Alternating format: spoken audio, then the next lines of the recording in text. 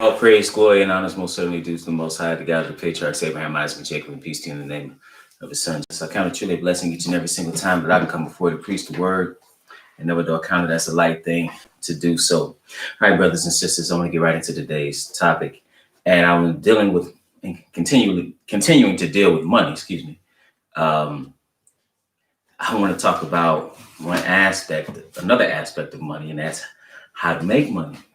And one thing you cannot be is a sluggard. You can't be lazy, okay? And the Bible, is pretty clear on that. Let's pick it up in Genesis, the second chapter. We go all the way to the Bereshit. Peace to you, brother Josh. Joshua, it's good to see you there, brother. Genesis 2 and verse 7. Genesis 2, and we'll pick it up at verse 7. It reads as follows. And the Lord God formed man of the dust of the ground and breathed into his nostrils the breath of life, and man became a living soul. So when he made man from the dust, so he gave him something. Let's pick it up at verse 8. It says, and the Lord God planted a garden eastward in Eden, and there he put the man whom he had formed. And then it says in verse 15, and the Lord God took the man and put him into the garden of Eden to dress it and to keep it. So he gave him ultimately it was purpose there from the very beginning. Okay.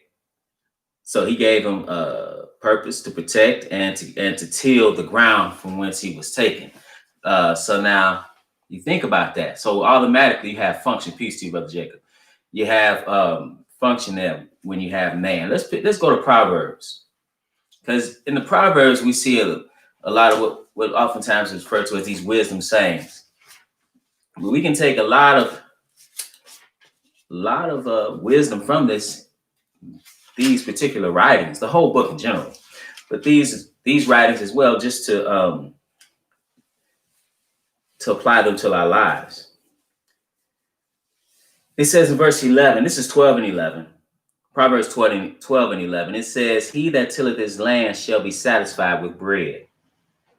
So some will say, well, I don't have a farm. But you should understand that what you need to do is you need to work in order to eat. That's just what it is. That sounds basic, but that's what it is. If you want to eat, you have to work. Let's pick it up still in Proverbs. We want to go to the 24th verse. And 24. Because we're to do something. And he says something. He says in verse 24, the hand of the diligent shall bear rule, but the slothful, that's the lazy, shall be under tribute. Okay? So that's what happens to the lazy. You're under tribute. Peace to you, brother Nicodemus. Peace to you, Miss J. And what is the mindset of the lazy person? Let's go to Proverbs, the 24th chapter. Proverbs, the 24th chapter. And we want to pick it up at verse, let's see. Not Proverbs 24, excuse me. Give me 1 second. Give me 1 second. Find this real quick.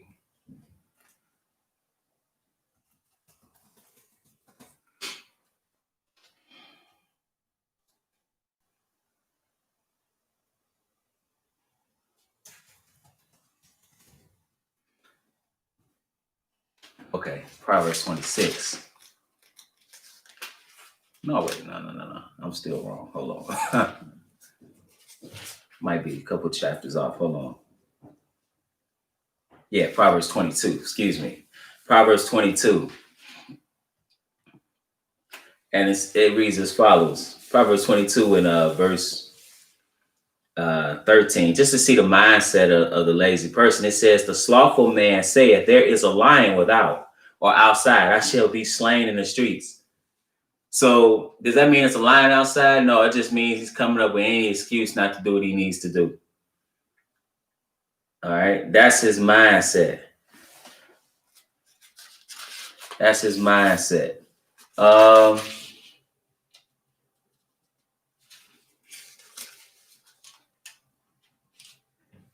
it's also in Proverbs 26. Okay, that's what I'm getting. Proverbs 26 and 13.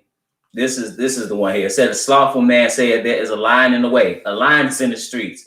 As the door turneth upon his hinges, so doth the slothful upon his bed. So what's he doing? He turning from one side of the bed, it's time to get up and get to work. He turns to the other side of the bed.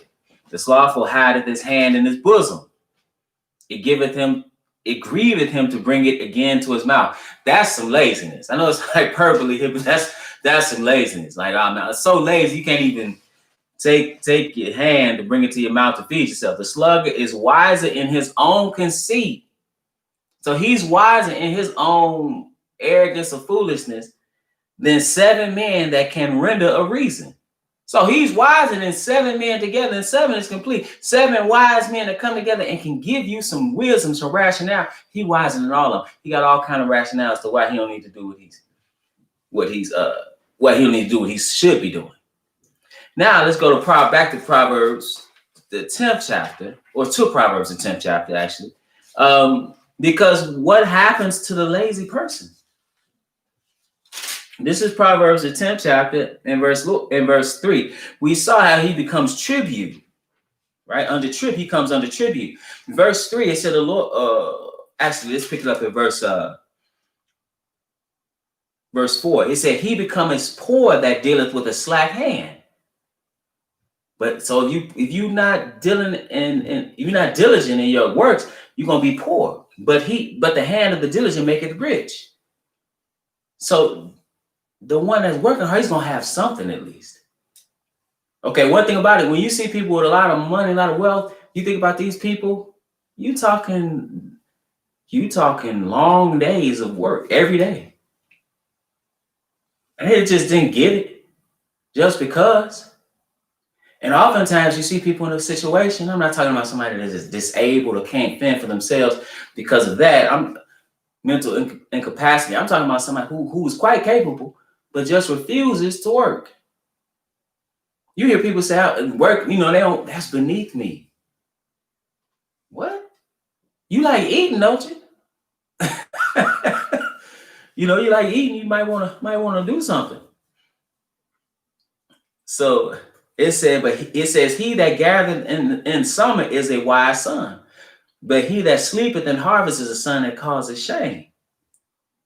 See, we not put here not to do anything. And we can even look at the creation that God has made and find inspiration as to how to operate. This is Proverbs, the 6th chapter, and we want to pick it up in verse 4. Again, we're talking about the sluggard. It says, give not sleep to thine eyes, nor slumber to thine eyelids.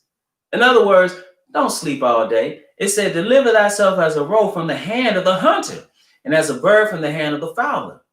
So you want to deliver yourself from something. What you want to ultimately deliver yourself from is poverty.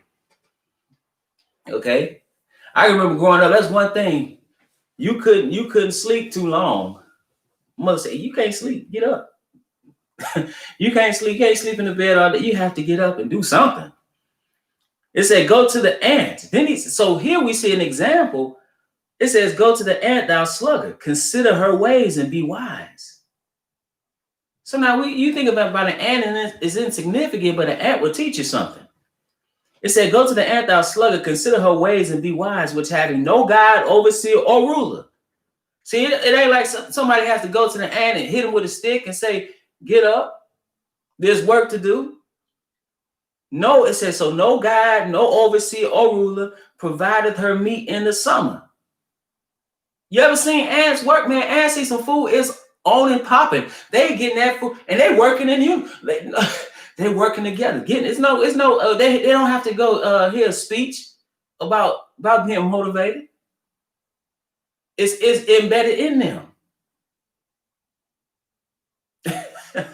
That's just what it is. They're really amazing creatures. I mean, they're peace to you, Brother Mo. They are amazing creatures when you think about it, and how they dig in the ground, how that helps aerate the soil so that things can grow. This is very important. And how strong they are, how much they how much they can carry. They even have, they'll do raids and take other ants as slaves. They do all kind of stuff. You wouldn't think. But one thing they do is it's embedded in them to do work. Okay? So it says, again, go to the ant thou sluggard, or lazy person. Consider her ways and be wise, which having no guide, overseer, or ruler, provideth her meat in the summer, and gathereth her food in the harvest. It said, how long wilt thou sleep, O sluggard? When wilt thou arise out of thy sleep? He said, yet a little sleep, a little slumber, a little folding of the hands to sleep. Then he says something. It says, so shall thy poverty come as one that travaileth, and thy want as an armed man. Talking about armed man that's coming to rob you. That's how poverty take it. So you in a state of poverty if you don't work. Period. And this is something, when you think about it now, this legislation, they're talking about marijuana being legal. It's like, we don't need anything that's going to make us less motivated as men in particular. Just from a common sense thing, how's that really going to help you? I understand people using certain things for literally medicinal purposes. But nah, we don't need, what we need is motivation to build. That's what we need. So we can look to the ant. Because it said, let me read that part again.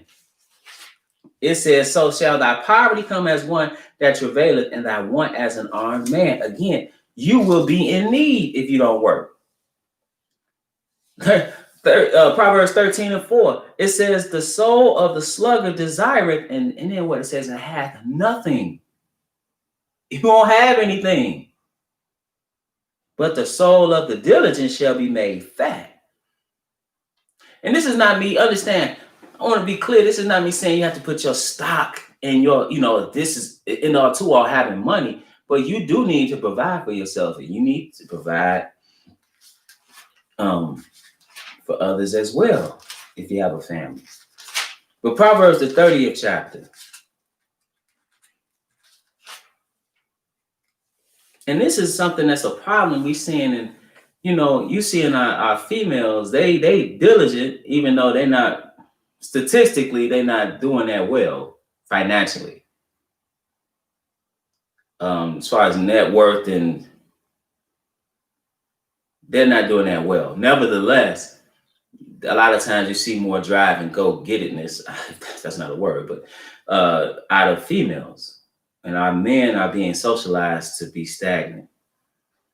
Proverbs, the 30th chapter, and verse 8. Because there's dangers in being poor.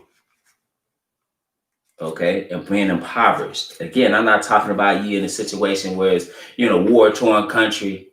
I'm not saying, because a lot of times those people, that are in impoverished countries, they'll work you under the table. That's why people come here from other countries and work you under the table.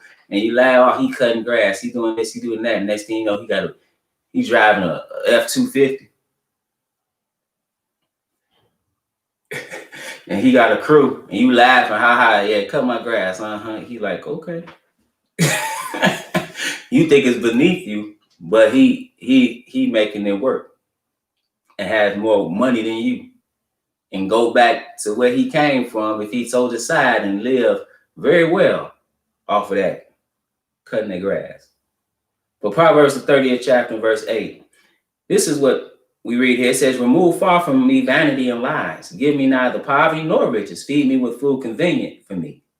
Okay, so it is like Paul said, continue with godliness is great gain. Godliness and contentment is great gain. That's where your value is. You can be content. But understand, you even Paul, he was a tent maker, right? He worked. It says, lest I be full and deny thee, and say, who is the Lord? So sometimes you're too much money, you could be in a situation of a mindset, rather, that you could say, well, I don't need him. But it says, or lest I be poor and steal and take the name of my God in vain. See, poverty will cause you to do some things that are immoral or you shouldn't do because you are in desperate need. But you caused the need and not doing what you were supposed to do, which is work. Proverbs, the 14th chapter. Let's go here. There's really no way around it. Proverbs, the 14th chapter, verse 23. It says, in all labor there is profit. So there's some kind of profit that's embedded in the you're going to get something. That may not be, you may not get what you're worth. You may not get what you feel you should get. But there is there's some profit in labor. But the talk of the lips tended only to penury. That means you just talking about something that's going to lead to poverty. There's profit in labor, just depending on how much profit it is. As they say, you want to work smart if you can, but you have to do something. But you just talking about it is not the same. And while you talking, there's no profit being made. This is let's go to Proverbs, the 24th chapter. Again, you want to look around you. Proverbs 24 and verse 30. See, we can look at other people and see what not to do. You know, you can look at other people and see what not to do. Just like you look at the ant, you've seen people that make this mistake. You see people who are impoverished and it is their own fault. And it's not because, again, people are born in different situations, the circumstances. That's not what I'm getting at. I'm talking about you have people that just, hey, they're quite capable, intelligent, but they're just lazy.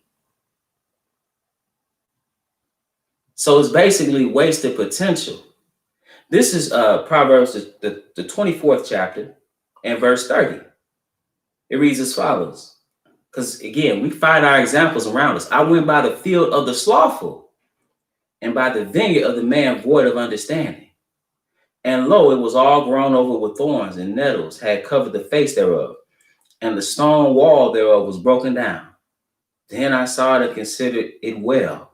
I looked upon it and received instruction. So that he gained understanding in looking at somebody else's mistake. You don't have to have that same mistake. It says, yet a little sleep, a little slumber, a little folding of the hands to sleep. And what's going to happen? So shall thy poverty come as one that travaileth, and thy want as an armed man. All right. So that's what's going to happen. All right. So with that, brothers and sisters, I want to remind you that we're at the Household of Faith meet every Sabbath at 5925 West 25th Avenue in Gary, Indiana, at 1 p.m. Central Standard Time. We live stream right here on the Israel Teach YouTube channel, as well as at www.israelteach.org. If you've been edified through the ministry and would like to leave a donation, you can do so on our website, again, www.israelteach.org. 100% of the proceeds go to the work of the ministry, and we are truly thankful for those who have given and support this ministry. We are truly blessed by you, and thank you for your contributions. We also have Bible study every Wednesday night on Zoom at 7 p.m. Central Standard Time. It's a course of study that I do every week on Wednesday. And it's on Zoom. So the personal meeting ID number for that 7 p.m. Bible study is 845-7108-8849. Again, that's 845-7108-8849. We also have a question and answer Bible study where if you have any biblical questions, you can just call in. That is on Friday at 8 p.m. Central Standard Time, and it's also on Zoom. And the personal meeting ID number there is 602-961-1318. Again, our question and answer Bible study on Friday nights at 8 p.m. Central Standard Time on Zoom is the personal meeting ID number is 602-961-1318. And finally, brothers and sisters, there are books that I've written that are available on our website and on Amazon and Barnes and Noble and other places where books are sold. Into Egypt Again with Ships, Killing Black Innocents, Pagan Origins of Christian Holidays, Hail Like Wolf, We Like Burn Brass, For There Should Be Great Tribulation, and in defense of biblical polygyny. Peace to you, Brother Elvis. Good to see you. And Brother Jacob, all praise to the Most High. And peace to everybody that's listening. And with that, brothers and sisters, it is always my prayer that you were edified.